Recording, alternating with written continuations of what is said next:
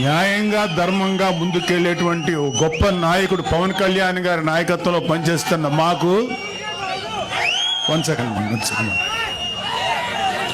అలాంటి నాయకుడు నాయకత్వంలో ప్రయాణించే మాకు పెద్దిరెడ్డి కాదు కదా, ఏ సుబ్బారెడ్డి పిచ్చిరెడ్డి కూడా మాకేమో లెక్కలేదు. Don't care. సో ముందు పెద్దిరెడ్డి అక్రమాల గురించి ఇక్కడంతా స్టేజ్ మీద ఉన్న చాలా మంది ఉన్నారు మా జన సైనికులు, వీర మహిళలందరూ. అలాగే ఇక్కడున్న ఏ రాయి రప్ప చెట్టు పుట్టం కదిలించినా సరే ఈ పెద్దిరెడ్డి అక్రమాలు ఎన్ని దారుణాలు చేశారు ప్రతి ఒక్కళ్ళు చెప్తారు.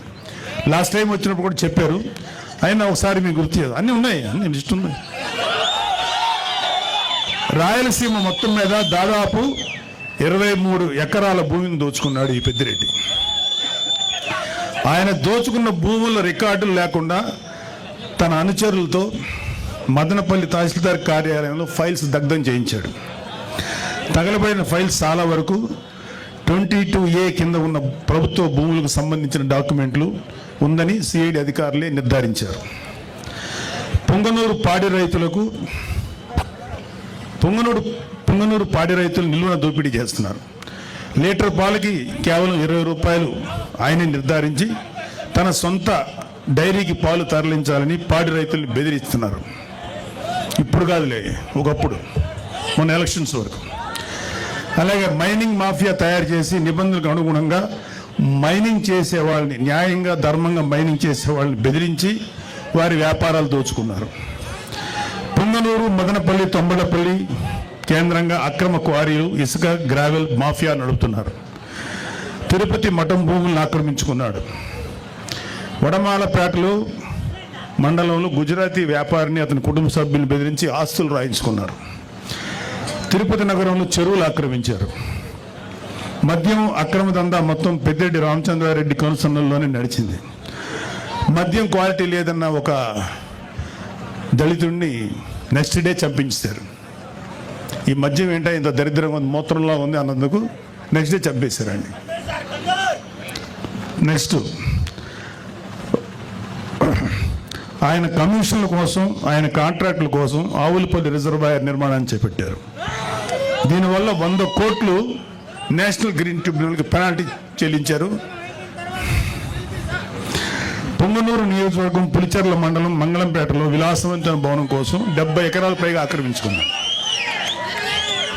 అటవీ శాఖ భూములు ఆక్రమించి మార్కెట్ యార్డ్ నిధులతో రోడ్లు వేసుకున్నాడు. మరొక ఎర్రచందనం అక్రమ రవాణా కోసం అడవుల్లో రోడ్లు వేయించుకున్నారు. అటవీ శాఖ మంత్రి పదవి అడ్డం పెట్టుకుని రాష్ట్ర వ్యాప్తంగా మైనింగ్ ద్వారా ఇసుక, మట్టి, కంకర, గ్రానైట్ తదితర ప్రకృతి సంపదను దోచుకున్న అడవి దొంగ నువ్వు పెద్దిరెడ్డి రామచంద్రారెడ్డి. 2 లక్షల కోట్ల అక్రమాస్తులు కూడబెట్టాడు. 2 లక్షల కోట్లు లెక్క పెట్టాలంటే ఎంతసేపు పడుతుందో, ఎన్ని రూములు కావాలో అర్థం చేసుకోండి. ఆయన అక్రమాస్తుల విలువ మన రాష్ట్ర బడ్జెట్ 2 లక్షల కోట్లను దాటిపోయింది. మిమ్మల్ని గెలిపించిన అలాగే వైసీపీకి సరే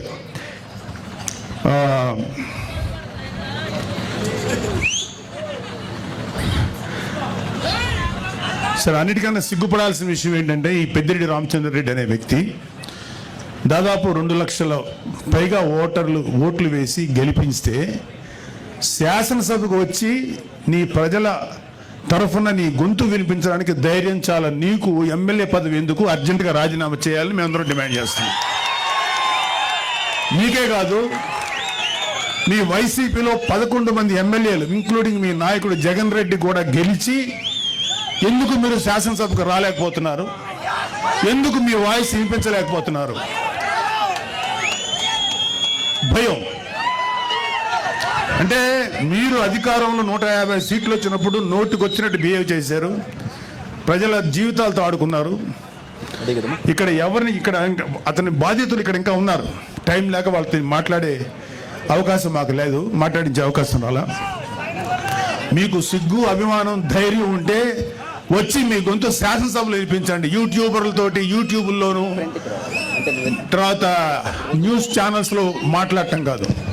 ఇంక్లూడింగ్ జగన్ రెడ్డికి చెప్తున్నాం, వచ్చి నీ వాయిస్ శాసనసభలో వినిపించు. ఏమన్నా అంటే మాకు మైక్ ఇవ్వట్లేదు, మాకు మైక్ ఇవ్వలేదు అరే మీరు వచ్చి మాట్లాడండి, ఆ మైక్ ఇస్తారు, అప్పుడుగా తెలుస్తుంది. అది రావడానికి, అది వచ్చి అసలు శాసనసభ చుట్టుపక్కల రావడానికి మీకు ధైర్యం సరిపోట్లా. మొత్తం అధపాతాలను పడిపోయారు కదా, అందుకని భయం. రండి, మీరు అధపాతాలో ఉన్నారు కదా, అక్కడి నుంచి మాట్లాడండి, కనీసం వినపడద్దు మాకు. ఇంకోటి, ఒకే ఒక వైసీపీ నాయకులు ఇంక్లూడింగ్ పెద్దిరెడ్డి రామచంద్రారెడ్డి ఎవరెవరి ఆస్తులైతే అడ్డగోలుగా కబ్జా చేశారో ఇవన్నీ కూడా బయటకు తీస్తాం. చాలామంది మన కార్యకర్తలు, కూటమి కార్యకర్తలందరికీ ఒక అసంతృప్తి ఉంది, వీళ్ళ మీద ఎవరి మీద చర్య తీసుకోలేదని. అందరి మీద చక్కగా చర్య తీసుకుంటాం. వచ్చి 8 నెలలు అయింది. ముందు ఈ 8 నెలలు 1 yearలో ప్రజల సంక్షేమం ముఖ్యం, వీళ్ళ మీద పగ తీర్చుకోవడం ముఖ్యం కాదు. అయితే వీళ్ళ యొక్క క్రైమ్ని ముందు చెప్పడం కంటే కూడా ప్రజల వెల్ఫేర్ కోసం ముందు వచ్చాం కాబట్టి ముందు ఆ జాగ్రత్తలు తీసుకుంటున్నాం. ఈవెన్చువల్గా జగన్ రెడ్డితో సహా, పెద్దిరెడ్డి రామచంద్రారెడ్డితో సహా అందరి మీద, మన కాకినాడ ద్వారంపూడితో సహా ప్రతి వాళ్ళ మీద చర్యలు తీసుకుంటాం. ఎవ్వడు లా నుంచి తప్పించుకోలేడు, చట్టం నుంచి ఎవ్వడు తప్పించుకోలేడు. ప్రతి వాడిని మెడబెట్టి లోపల తోస్తాం, అది గుర్తుపెట్టుకోండి. చివరగా ఒక చిన్న మాట, రైతు మీటర్ల పేరుతో 1500 కోట్లు విడుదల చేశారు, ఒక్క మీటర్ బిగించలేదు. ఆ 1500 కోట్లు ఏమయ్యాయి? Mister Peddireddy, you have to answer. మీ పార్టీలో మీతో పాటు మైనింగ్ వ్యాపారం చేసిన బాలినేని శ్రీనివాసరెడ్డి షేర్లు లాక్కున్నది నిజమా కాదా? ఆన్సర్. గతంలో మీరు లిక్కర్ వ్యాపారంలో రాజ్ కసిరెడ్డితో కలిసి 50-50 షేర్ బిజినెస్ చేసింది నిజమా కాదా? మీ కుమారుడు మిథున్ రెడ్డి కుటుంబ సభ్యుల మీద అడ్డగోలు బ్రాండ్లతో మద్యం మాఫియా నడిపింది మీరు, నిజమా కాదా? ఎన్నికల సమయంలో ప్రజలను భయభ్రాంతులకు గురి చేసి అక్రమంగా గెలిచిన మీరు ఈరోజు నియోజకవర్గంలో అడుగు పెట్టాలంటే భయపడిపోయే స్థితిలో ఉన్నారు, నిజమా కాదా? ధైర్యంగా వచ్చి శాసనసభలో మాట్లాడండి. మేము మాట్లాడే మాటలు ఆయన ఈ మధ్యన ఉన్న ఒక మీటింగ్లో అన్నాడు, నెక్స్ట్ మళ్ళీ మేము వచ్చేసేసి జగన్ రెడ్డిని సీఎం చేసుకుంటాం, మా మీద ఎవరెవరైతే మా మీద దౌర్జన్యం చేశారు, వీళ్ళ మీద దౌర్జన్యం చేశామంట, వీళ్ళు చేసిన ఏదో పనులు బయట పెట్టి దాని గురించి మాట్లాడితే దౌర్జన్యంలా ఉంది. ఎవరెవరు చేస్తారో అందరి మీద తిరిగి మేము రిటార్చ్ ఇస్తాం, తిరిగి పగ తీర్చుకుంటాం అన్నాడు.